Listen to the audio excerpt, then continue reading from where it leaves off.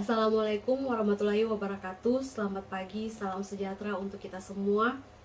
Perkenalkan, saya Apoteker Atia Kurnia Kasim, sarjana farmasi, Master Science, salah seorang dosen tetap program studi Diploma 3 Farmasi, Akademi Farmasi Bina Farmasi Palu, dan salah seorang pengampu mata kuliah fitokimia. Perlu saya sampaikan bahwa mata kuliah fitokimia memiliki bobot mata kuliah 3 SKS, terdiri dari 1 SKS teori dan 2 SKS praktikum. Mata kuliah ini membicarakan mengenai teknik penyarian yang meliputi infus, dekokta, maserasi dan modifikasinya, perkolasi dan modifikasinya, sokletasi, destilasi, separasi, penguapan, pengeringan, dan teknik isolasi. Harapan saya mahasiswa dapat menjelaskan mengenai apa itu fitokimia, pengertiannya, ruang lingkup fitokimia, perbedaan fitokimia dan farmakonosi, metabolisme tumbuhan, prasat atau bahan awal, budidaya tumbuhan, pengaruh budidaya tumbuhan terhadap kualitas dan mutu tanaman obat, dan bahan obat alam yang beredar di Indonesia. Selanjutnya, pada pertemuan selanjutnya, mahasiswa diharapkan mampu untuk menjelaskan mengenai apa itu ekstrak, ekstraksi, isolasi tanaman, prinsip dari ekstraksi, pelarut dan komponennya, identifikasi tanaman, istilah dalam ekstraksi, dan aktivitas biologi tanaman. Pada teknik ekstraksi dan pemodifikasian, mahasiswa diharapkan mampu untuk mempelajari mengenai apa itu tujuan ekstraksi, tahapan pembuatan ekstraksi, ekstraksi cair-cair, syarat-syarat ekstraksi, pelarut, faktor-faktor pemilihan dalam pelarut, faktor-faktor yang mempengaruhi hasil ekstraksi, klasifikasi ekstraksi, maserasi, perkolasi, ekstraksi pada cair, sokletasi, reflux, separasi dan pemurnian, penguapan dan pemekatan, dan pengeringan ekstrak, penentuan, rendaman ekstrak. Selanjutnya, mahasiswa diharapkan mampu menjelaskan mengenai kromatografi, apa itu definisi dari kromatografi, tujuan pemisahan, cara-cara pemisahan, kromatografi asal, dua macam fase yang berperan dalam pemisahan, macam-macam kromatografi lapis tipis, visualisasi dan identifikasi. Selanjutnya pada destilasi, mahasiswa mampu menjelaskan mengenai definisi dari destilasi, prinsip destilasi, tipe kolom destilasi, jenis-jenis destilasi, komponen utama penyusun suatu tipe destilasi, skema unit destilasi, operasi dasar dan terminologi, tekanan uap dan pendidihan, faktor-faktor yang mempengaruhi operasi kolom destilasi, crude distillation unit atau CDU, destilasi skala lab, contoh packing, tray with the bubble cap. Selanjutnya mengenai separasi, diharapkan mahasiswa mampu menjelaskan mengenai skema destilasi atmosferik, variabel proses, bahan kimia, reflux, macam-macam tray, instalasi tray, packaging, macam-macam packaging, instalasi packaging, destilasi vakum, variabel operasi, kolom destilasi, dan pembangkit. Yang terakhir, mengenai kristalisasi, mahasiswa diharapkan mampu menjelaskan mengenai definisi kristalisasi dalam produk pangan, prinsip pembentukan kristal, teori nukleasi, teori kristalisasi, tahapan pembentukan inti kristal, parameter yang mempengaruhi inti kristal, viskositas, industri kristal, kristalisasi produk pangan, dan terakhir alat-alat kristalisasi. Metode pembelajaran yang saya gunakan menggunakan metode DLI, Delivery Instruction Assessment, dan sistem yang saya gunakan yaitu SCL, System Center Learning, yang berfokus pada mahasiswa, yang kemudian juga ada tugas individu dan kelompok. Metode penilaiannya dibicarakan pada pertemuan awal pada kontrak perkuliahan. Jadi di situ kita membicarakan membuat kesepakatan dengan mahasiswa mengenai kehadirannya, UTS, UAS, kuis, paper, dan diskusi. Kalau dari jurusan farmasi sendiri, Diploma 3 Farmasi menekankan mengenai kehadiran ya sebesar 20%. Selanjutnya UAS 20-25%, UTS 20-25%, sisanya kuis, paper, dan diskusi. Untuk lebih jelasnya saya akan menampilkan salah satu proses belajar mengajar sehingga lebih mencerminkan chemistry hubungan antara RPS dan materi yang saya sampaikan. Oke, fitochemical. Ada yang tahu kira-kira apa itu fitochemical?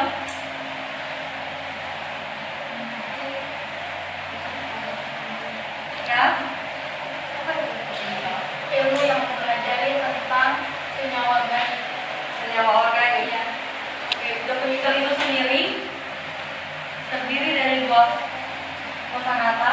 Yang pertama fito. Saya masih keep jawabannya ya. Ada yang tahu fito? Tumbuhan. Tumbuhan. Yang lain?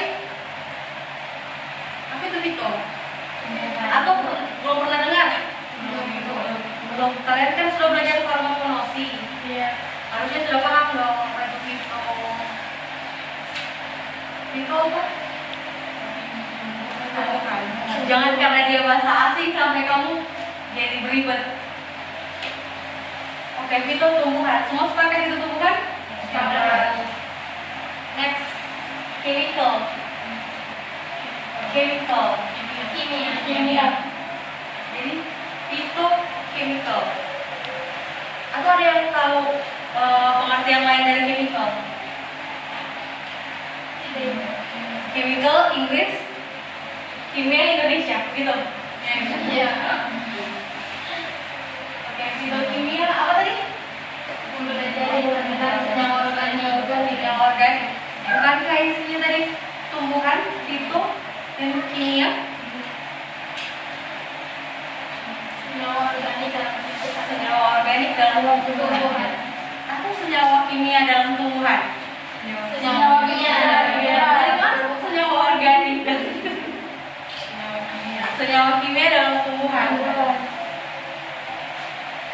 Ya, fitokimia adalah ilmu yang mempelajari berbagai senyawa kimia, senyawa organik yang dibentuk dan disimpan oleh tumbuhan. Jadi di dalam tumbuhan itu ada berbagai macam senyawa kimia. Itu yang kemudian nantinya kita ekstraksi terus dijadikan bahan obat yang biasa kalian gunakan. Antara lain tentang struktur kimianya. Ada beberapa kali sudah mempelajari tentang struktur kimia di materi kimia ya? Iya, kimia farmasi. Iya. Oh. Jadi dari struktur kimia itu juga kalian pelajari. Ini penting kalian pelajari untuk struktur kimia karena dari situ kalian tahu kenapa dari tumbuhan itu bisa ada beberapa tumbuhan yang mengandung obat, ada yang beberapa tumbuhan yang mengandung racun. Iya. Jadi pada saat tertentu dia bisa menjadi obat, saat tertentu jadi racun. Itu yang kalian mesti ingat. Selanjutnya biosintesis. Dari dalam tumbuhan itu sendiri nanti akan terjadi biosintesis, terjadi perubahan-perubahan. Ada yang paham tentang biosintesis? Oke, nanti kita next capture untuk itu. Perubahan dan metabolisme. Siapa di sini kalian yang tidak berubah? Bukan dalam artian sikap ya? Iya. Kalian semuanya berubah ya, dari yang sebelumnya dia masih bayi, selanjutnya dewasa. Itu ada perubahan dan metabolisme dalam tubuh kalian. Begitu juga tumbuhan. Iya. Karena adanya perubahan dan metabolisme itu yang kemudian menghasilkan senyawa-senyawa organik, senyawa-senyawa kimia yang kemudian kita gunakan, serta penyebaran secara alami dan fungsi biologis dari senyawa organik. Jadi dalam tumbuhan itu sendiri, makanya tumbuhan itu berbeda-beda senyawa organik yang akan kita ambil nantinya, karena berbeda tumbuhan, penyebaran secara alami ini berbeda.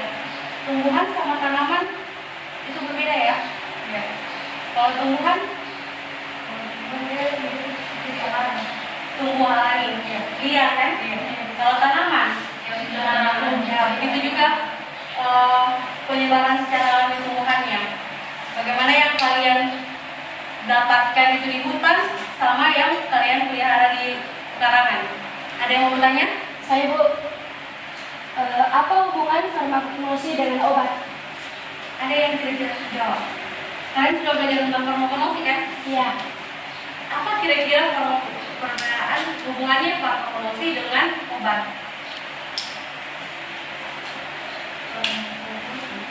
Farmakologi tadi belajar tentang apa?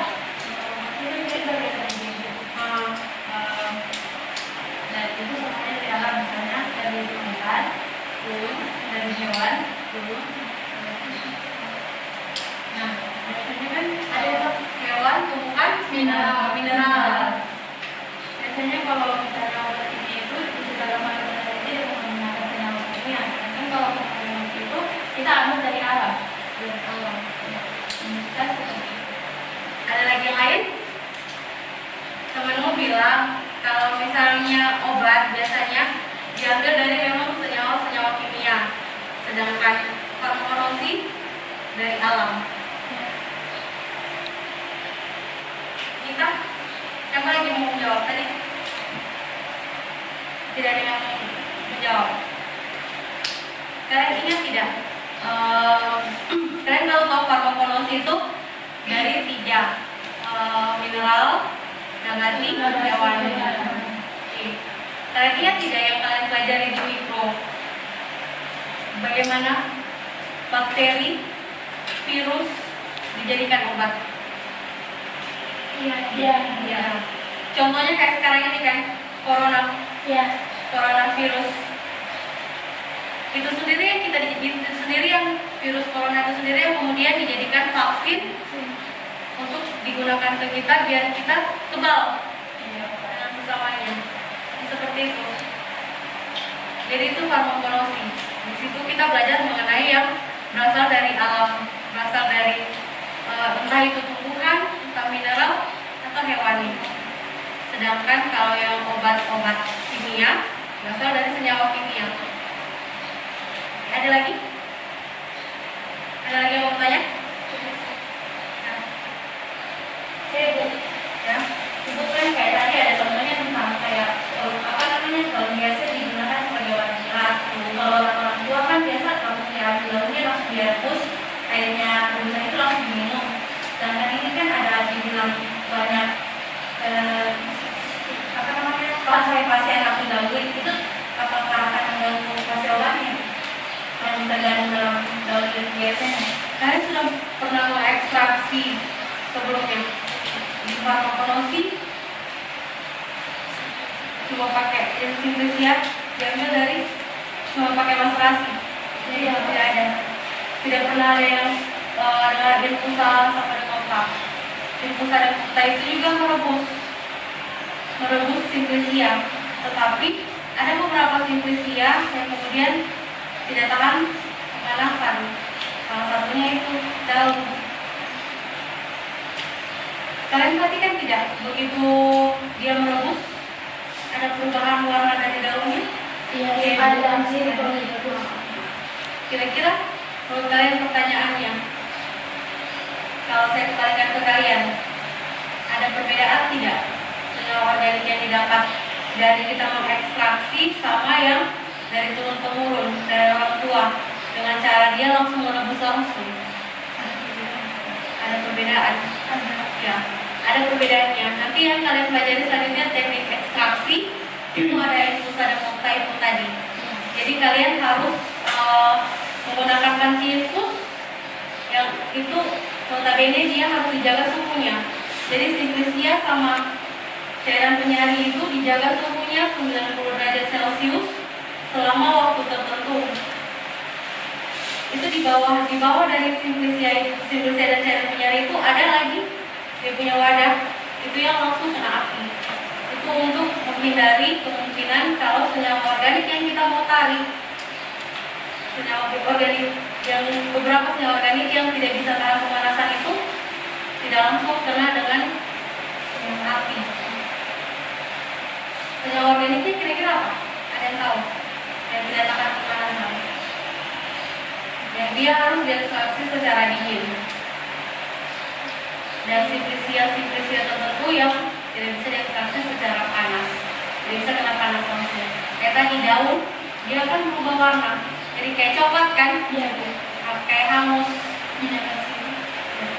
Minyak asiri.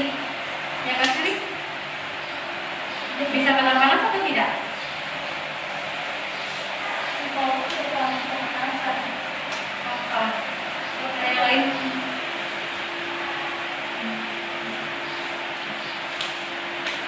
Dia tahu? Ya, itu. Flavonoid yang kalian sebut flavonoid itu dia tidak tahan pemanasan. Jadi begitu kalian kena pemanasan, dia pasti hancur, terpecah. Sama dengan protein. Kalian minum susu. Kalau kalian minum susu itu ada dua cara. Kalian langsung larutkan dengan air panas yang mendidih kan? Iya. Iya, itu masuk. Tapi protein, ingat protein itu pecah. Karena pemanasan. Begitu juga flavonoid. Jadi kalau kalian minum susu, siram pakai air dingin dulu, diaduk, sudah larut, baru kasih air panas, tapi pada suhu 70 derajat Celcius. Jangan yang kalian tahu tumbuhan-tumbuhan di sekitar kalian itu menghasilkan senyawa organik tidak? Rumput yang kalian injak pun itu bisa menghasilkan obat. Yang kalian anggap remeh, tanaman-tanaman pekarangan belungkar pun itu bisa menghasilkan obat. Yang kalian tahu selama ini apa? Ginseng, kumis kucing. Cuma yang paling banyak didengar ya. Padahal yang di sekitar kalian itu juga bisa menghasilkan obat. Kenapa farmasis itu seharusnya kaya? Karena dia dapat mengambil bahan-bahan dari alam. Bahan-bahan dari alam, ya itu. Jadi di sekitar kita kan banyak tumbuhan, tanaman, itu bisa kita manfaatkan. Karena kandungan senyawa organiknya itu. Jadi kalian sakit, yang paling rentan sama manusia itu kan sakit, penyakit. Iya. Sedikit-sedikit sakit. Akhirnya tidak bisa beraktivitas, tidak bisa pergi kerja, tidak bisa makan, hanya gara-gara susah menelan, ya kan? Kalian tahu apa obatnya kalau kalian sariawan? Abokin. Nah, itu obat kimia kan? Iya. Kira-kira dari alam, tomat, ada yang pernah dengar? Ya, tomat. Salah satunya, yang lain. Jeruk, ya.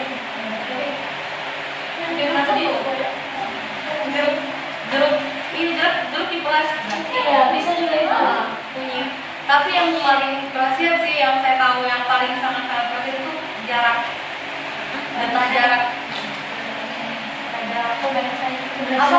Balecai. Kalau di sini rasanya tuh kayak balecai namanya ya. Iya.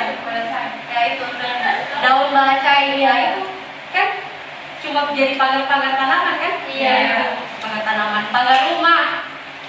Jadi di rumah kita si balecai ini pohonnya paling cuma dijadikan pagar. Nah itu kan kalau kita sariawan kan tidak enak makan, panas dalam, susah menelan, tidak mood mau buat apa-apa, seperti itu. Itu salah satunya. Kalian mau mandi pakai apa? Pakai sabun. Kira-kira kalian bisa tidak buat sabun sendiri? Tidak. Daun sirih. Tidak tahu.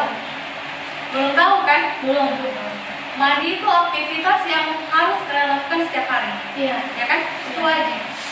Dan itu kalian butuh sabun.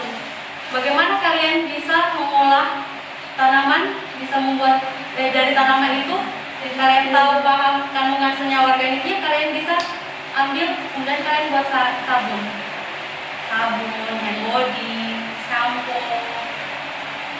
Itu makanya saya bilang tadi farmasis itu sebenarnya kaya, karena kalian tahu memanfaatkan apa yang ada di sekitar tumbuh-tumbuhan yang sekitar kalian.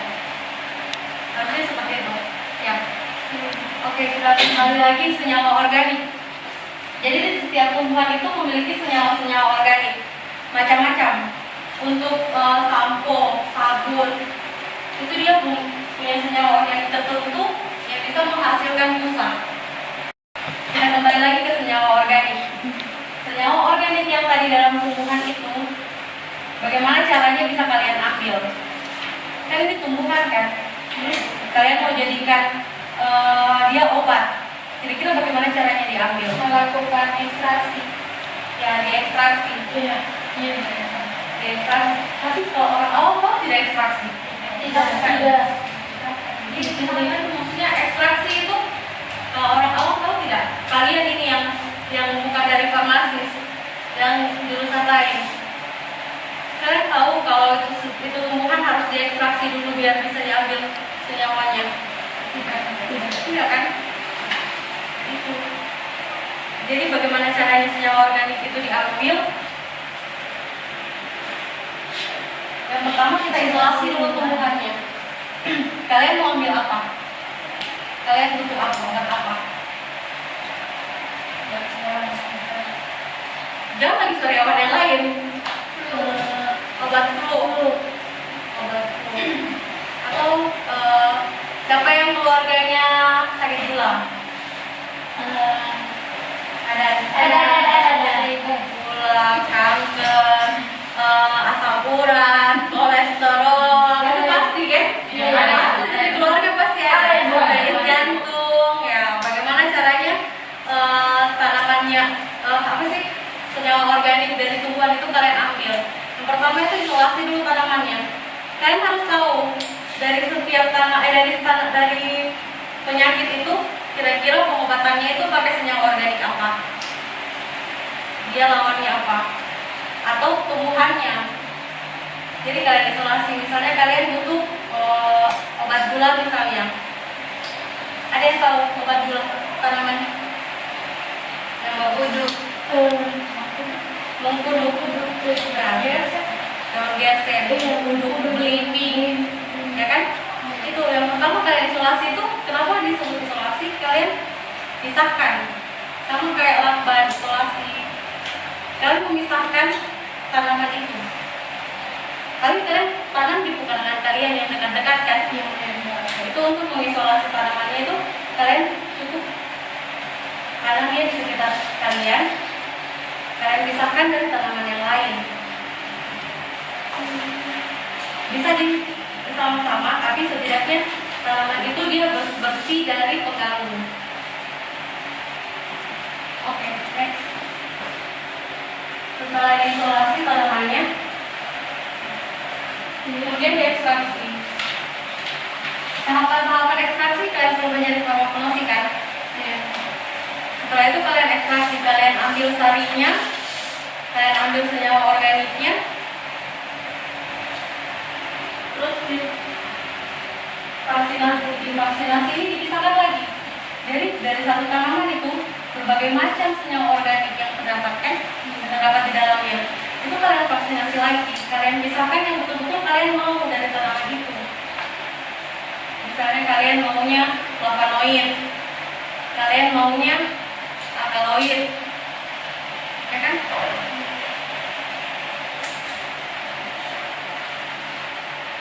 Setelah divaksinasi, dimurnikan kembali. Yakinkan betul tidak ini senyawanya? Betul ini senyawa yang kita mau.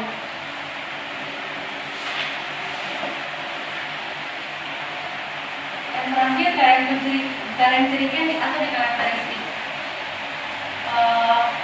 ekstrak yang kalian dapat. Itu yang kalian cirikan apakah betul dia itu senyawa yang kalian mau. Jadi jangan asal-asal. Itu yang selanjutnya senyawa kimia, itu yang selanjutnya kalian produksi. Itu kalian jadikan obat, itu kalian jual. Entah kalian jual atau kalian gunakan sendiri.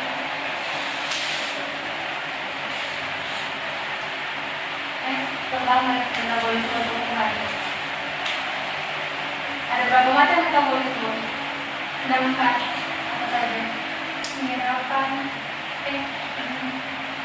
tumbuhan, metabolisme tumbuhan.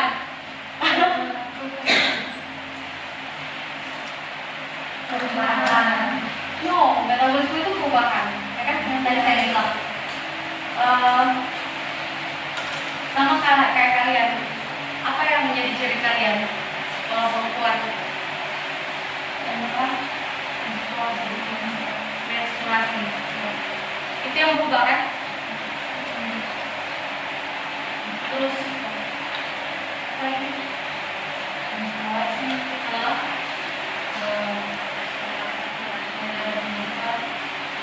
payudara yang besar, tumbuh, Yang belum tahu sekitar kemampuan. ya, Minggu besar. ini besar, yang seperti itu. Begitu juga tumbuhan, terjadi metabolisme atau perubahan di dalam tubuhnya. Ada beberapa hal yang berubah. Semuanya itu terjadi karena adanya reaksi kimia yang terjadi dalam organisme termasuk terjadi di tingkat seluler. Sama kayak kalian yang berperan di dalam perubahan itu apa? Hormon. Kalau mereka itu enzim. Kalau perempuan enzim yang ada dalam tubuh. Sama kayak yang paling kelihatan itu tadi. Semakin tua ya semakin gitu.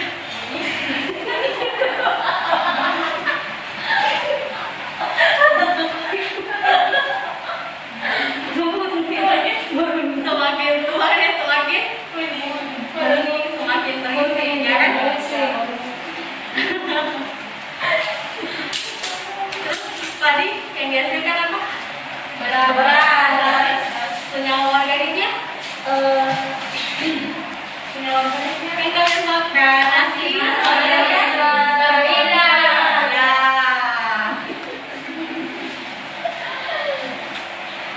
kalian tanam padi di sembarang tempat? Iya. Di sawah kan? Iya. Iya,